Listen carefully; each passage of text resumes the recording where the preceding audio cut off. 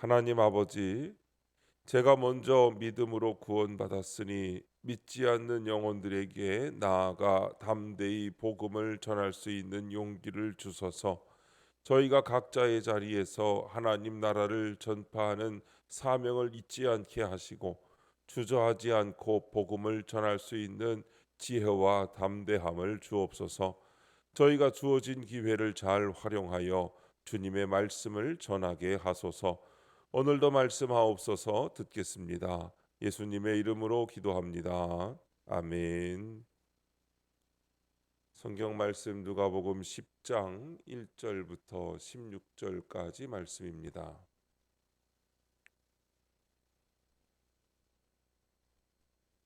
찾으신 말씀을 다 함께 한 목소리로 읽겠습니다.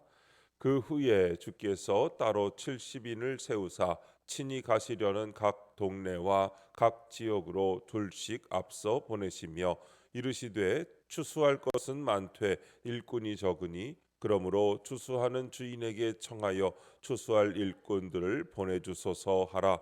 갈지어다 내가 너희를 보냄이 어린 양을 이리 가운데로 보냄과 같도다.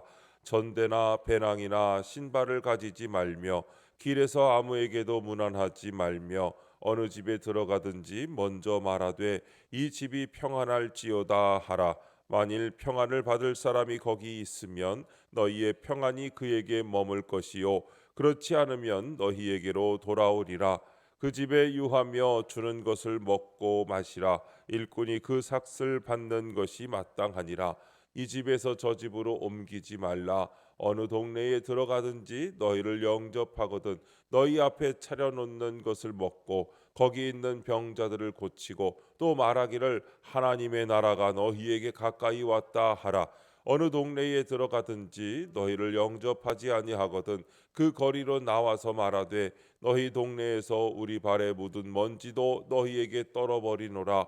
그러나 하나님의 나라가 가까이 온 줄을 알라 하라. 내가 너희에게 말하노니 그날에 소돔이 그 동네보다 견디기 쉬우리라. 화 있을진저 고라시나 화 있을진저 벳세다야.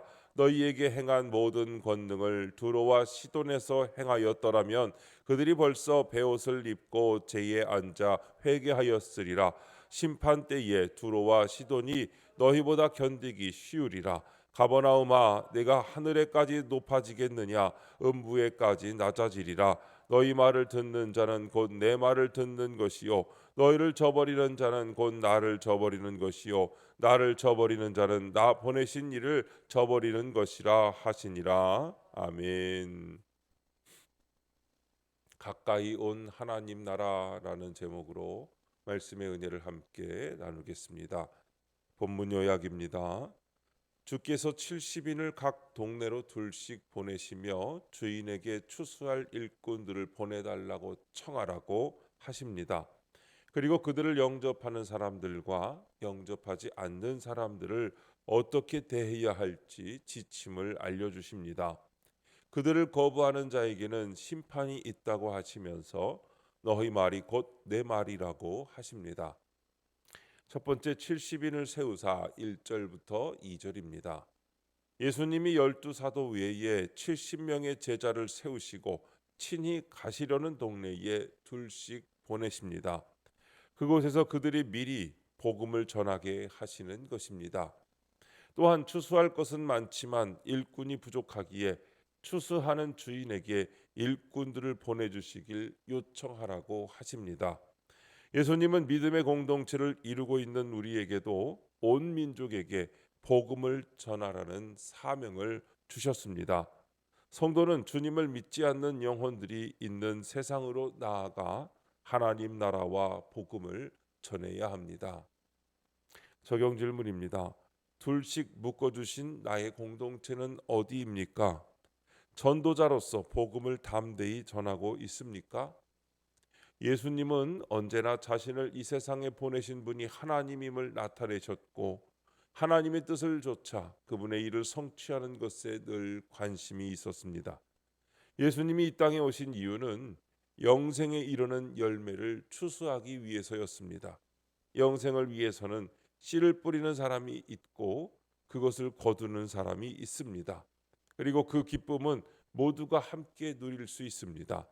영생을 위해 씨를 뿌리는 자와 열매를 거두는 자가 각기 자신의 역할을 충실히 하는 것이 바로 영적 추수의 원리입니다. 하나님은 많은 영혼을 구원하기 위해 나를 그분의 추수할 일꾼으로 부르셨으며 나로 하여금 하나님의 말씀을 전하게 하심으로 추수의 기쁨을 누리게 하십니다. 내가 받은 은혜를, 내가 받은 고난을, 내가 겪은 십자가를 가지고 세상에 전하면 나로 인하여 구원받을 사람이 있습니다. 멀리 있는 사람이 아니고 나에게 가까이 있는 사람입니다. 묶어주신 나의 공동체와 함께 그 사람을 구원하기 위하여 복음을 담대히 전해야 합니다. 두 번째, 갈지어다 3절부터 11절 말씀입니다. 예수님이 제자들을 각 동네로 보내시면서 그들이 행해야 할 지침을 알려주십니다. 먼저 전대나 배낭, 신발을 챙기지 말라고 하십니다. 또 어느 집에 들어가든지 평안을 빌고 주인이 주는 음식을 먹으며 하나님 나라가 가까이 왔다고 전하라고 하십니다.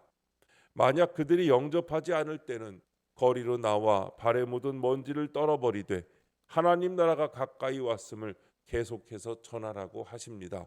어떤 상황에서도 하나님 나라를 전하는 것이 구원받은 성도의 사명입니다.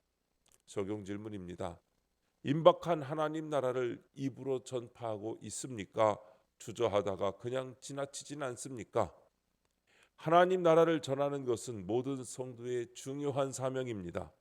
예수님이 제자들에게 주신 지침처럼 우리는 매일의 삶 속에서 하나님의 나라가 임박했음을 전해야 합니다. 우리는 하나님 나라를 입으로 전파하고 있는지 아니면 주저하거나 그냥 지나치고 있는지를 늘 돌아봐야 합니다. 우리가 주변 사람들에게 하나님의 사랑과 은혜를 전할 때 그들은 우리를 통해 하나님을 경험할 수 있습니다. 우리가 전파하는 과정에서 아무도 받아들이지 않을 수도 있지만 그럼에도 불구하고 하나님의 나라가 가까이 왔음을 전하는 것은 우리의 책임입니다. 그러므로 매일의 삶 속에서 기회를 찾아 하나님 나라를 전하고 그 과정에서 하나님의 인도하심을 의지하는 것이 필요합니다. 우리는 하나님 나라를 전하는 데 주저하지 말고 주님의 명령에 순종하여 적극적으로 입으로 전파하는 삶을 살아가야 합니다. 세 번째, 너희 말이 곧 나의 말 12절부터 16절입니다. 예수님은 제자들을 영접하지 않는 고라신과 벳세다 마을을 책망하십니다. 이들이 받을 심판이 두로와 시돈이 받을 벌보다 더 크다고 하십니다. 예수님이 이 마을 사람들을 이토록 책망하신 것은 그들이 가장 중요한 구원의 기회를 저버렸기 때문입니다. 제자들을 저버리는 것은 예수님을 저버리는 것이고 예수님을 저버리는 것은 그를 보내신 하나님까지 저버리는 것입니다. 따라서 성도는 나를 향한 공동체의 말이 곧 주님이 하시는 말임을 믿고 순종해야 합니다. 적용 질문입니다. 공동체의 권면을 예수님의 말로 듣습니까? 그건 네 생각이지라며 무시하진 않습니까? 공동체의 권면을 예수님의 말로 듣는 것은 신앙생활에서 매우 중요한 자세입니다. 예수님은 제자들을 통해 우리에게 말씀하셨고 그 말씀은 공동체 안에서 서로를 향한 권면과 지침으로 나타납니다. 우리가 공동체의 말에 귀 기울이지 않고 그건 네 생각이지라고 무시한다면 이는 궁극적으로 예수님과 하나님을 저버리는 결과를 초래할 수 있습니다. 고라신과 베세다의 사례에서 보듯이 구원의 기회를 저버리는 것은 심각한 결과를 초래합니다. 따라서 성도는 공동체의 권면을 단순한 개인의 의견으로 치부하기보다는 그 안에 담긴 하나님의 뜻을 찾고 순종하는 자세가 필요합니다.